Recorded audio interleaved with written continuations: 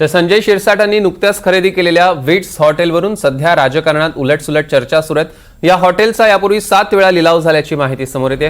दरम्यान या हॉटेलच्या करारात माझा मुलगा एकटा नसून त्यात 5 पार्टनर आहेत अशी माहिती संजय शिरसाट यांनी दिली आहे। एखाद्या मराठी माणसाने उद्योग उघडू नये का असा सवाल संजय शिरसाटांनी राऊतांना उद्देशून केला आहे।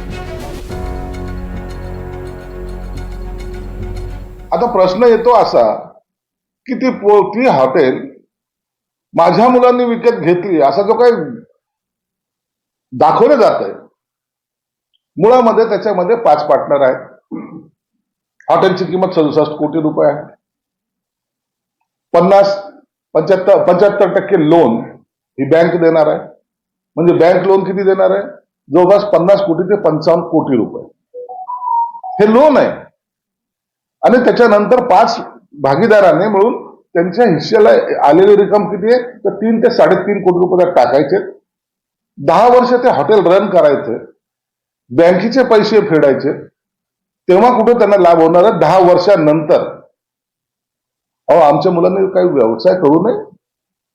तुमच्यासारखी दलाली करत बसायची, पर्सेंटेज खात बसायचं? राजाच्या पोटी जन्मलेली ती पोरं नाही आहेत।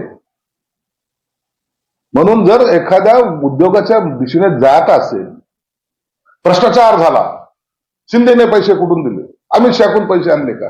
अरे मूर्खांनो, पहिले समजून घ्या, विषय काय तो कळून घ्या, नंतर त्याच्यावर बोला ना।